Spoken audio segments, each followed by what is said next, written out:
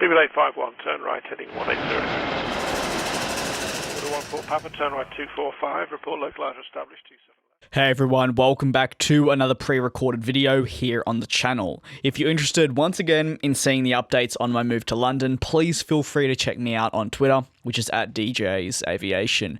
I'm simply letting you know about this because I know some people might want to be updated about what's going on, and I will not be active in the comment section or really across any other platforms except there.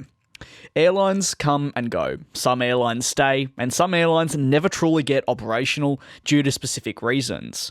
The aviation industry is magical, but it's also unforgiving, and has seen many established carriers declare bankruptcy. In today's video, I'm going to explore really the two key reasons as to why airlines shut down in the 21st century. We'll begin with discussing market share, and also more general market oversaturation. Like any industry, whether it be fashion, cars, or even YouTube videos, when you don't have competition, you can take all of that market share.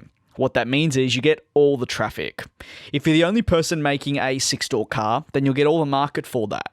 However, in an airline sense, when more and more carriers begin to come in on different markets, the battle for market share becomes more fierce, and it can often determine the success of airlines. Some examples for popular markets is the American one, the transatlantic one, and of course the Asian market. We'll focus on the transatlantic sector though for this video. This is a very lucrative market, with lots and lots of passengers travelling at all times of the year. However, with it being popular, more and more airlines have attempted to dip into this market, with only few being successful. One of the major things we've seen with new airlines hopping into this market is the reduction of fare prices, as low-cost units try to set the market alight with a brand new fierce brand. With these low costs though came changes to full-service airlines like British Airways and even Lufthansa, who desperately needed to adjust their own business model in order to continue competing with these new low-cost carriers.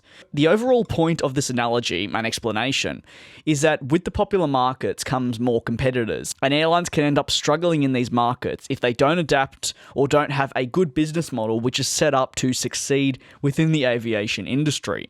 The cost of fuel and more generally cost to operate of late has also drastically risen. More and more airlines are finding it harder to stay in the game of aviation and travel. The increase in cost to operate also relate directly to the rise of market oversaturation. While they might not sound too familiar, more and more airlines are actually having to adapt to new trends within the aviation industry, and it's costing them. Because of this, more and more airlines are pretty much changing the way they need to fly, from their cabin product, to the aircraft they fly, to what they offer as foods, to more simply the price of their airfares. All these changes are impacting their overall business greatly, and their profit, and it's really becoming harder and harder for these airlines to continue flying. It's no lie that we're seeing many carriers fall into the losses of late. While many do believe an automatic loss means the carrier will collapse, the first few months after they report this loss are critical.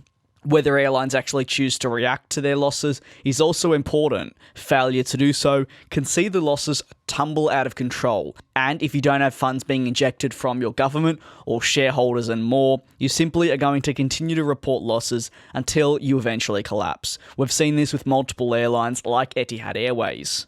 There are plenty of other reasons as to why airlines collapse, hundreds even. However, I have felt for some time that these are the main reasons, or at least the reasons we've seen in the past few years. So with that, thank you very much for watching another one of my videos, and of course being very patient over these past few weeks. I do very much look forward to you all joining me in the next one.